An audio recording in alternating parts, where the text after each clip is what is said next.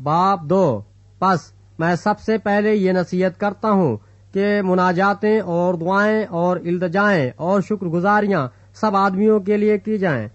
بادشاہوں اور سب بڑے مرتبہ والوں کے واسطے، اس لیے کہ ہم کمال دینداری اور سنجیدگی سے امن آرام کے ساتھ زندگی گزاریں۔ یہ ہمارے منجی خدا کے نزدیک عمدہ اور پسندیدہ ہے۔ وہ چاہتا ہے کہ سب آدمی نجات پائیں اور سچائی کی پہچان تک پہنچیں،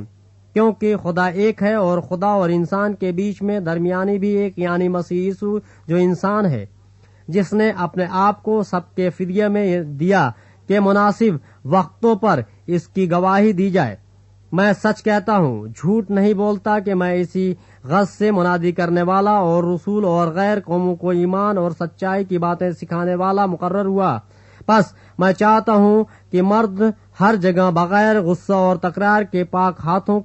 کو اٹھا کر دعا کیا کریں۔ اسی طرح عورتیں حیادار لباس سے شرم اور پرہیزگاری کے ساتھ اپنے آپ کو سنواریں، نہ کہ بال گوندھنے اور سونے اور موتیوں اور قیمتی پوشاک سے، بلکہ نیک کاموں سے، جیسا خدا پرستی کا اقرار کرنے والی عورتوں کو مناسب ہے۔ عورت کو چپ چاپ کمال تابعداری سے سیکھنا چاہیے، اور میں اجازت نہیں دیتا کہ عورت سکھائے یا مرد پر حکم چلائے، بلکہ چپ چاپ رہے، کیونکہ پہلے آدم بنایا گیا، اس کے بعد ہوا، اور آدم نے